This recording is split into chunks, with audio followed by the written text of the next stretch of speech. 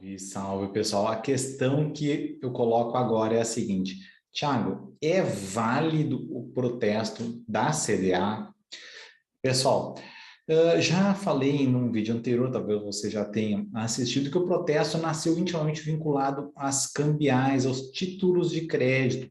Posteriormente, o interesse do protesto passou também com relação aos demais títulos executivos, todos aqueles títulos executivos que já estavam assim previstos como tais no Código de Processo Civil, lá no tempo do Código de 73 e também agora no Código de 2015. E, por último, todos os demais documentos que retratem dívidas líquidas e certas também podem ser submetidos a protesto. Então, não são apenas os títulos cambiais, não são os cambiais ou cambiariformes, não são apenas os títulos executivos extrajudiciais, mas também os títulos que documentem obrigações líquidas e certas, documentos que retratem obrigações líquidas e certas.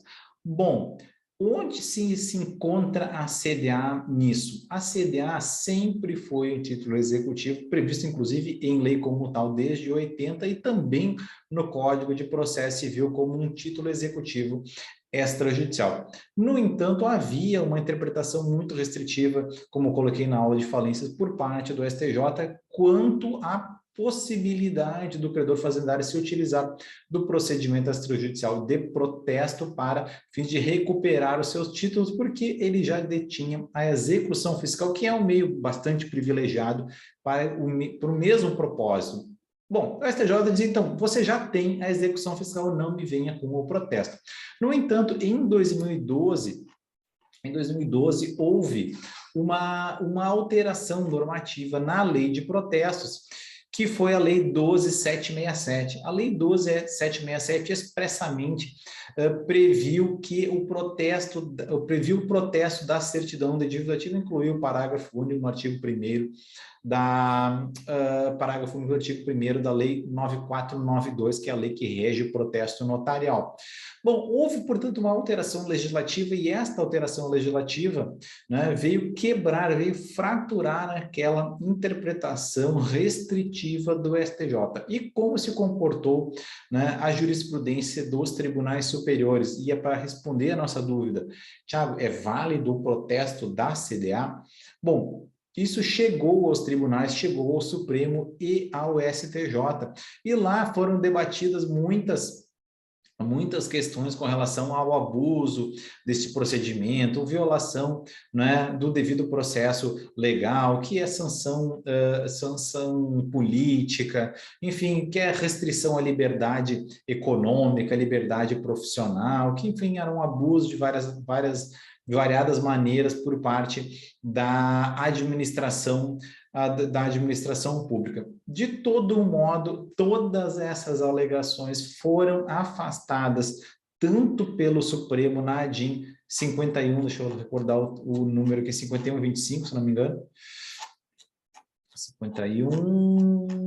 5135, a DIN 5135, de relatoria do ministro Roberto Barroso, afastou quaisquer suspeitas sobre a constitucionalidade do protesto, assentando lá a tese de que é, sim, uma medida constitucional ilegítima, que não agride direitos fundamentais do contribuinte, como, por exemplo, a liberdade econômica, e não constitui uma sanção política.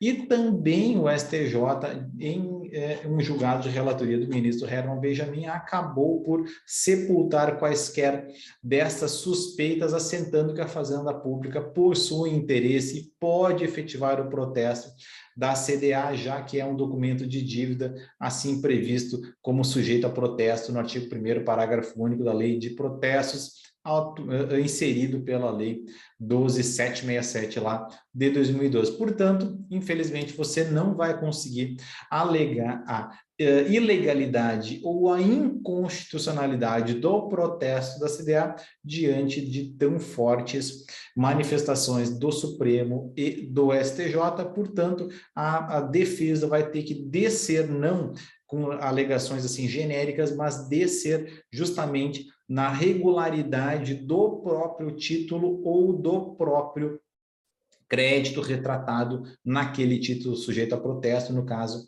a CDA, e a respeito disso eu gravei conteúdo exclusivo aqui discutindo os meios de defesa diante do protesto da CDA. Certo, pessoal? Obrigado.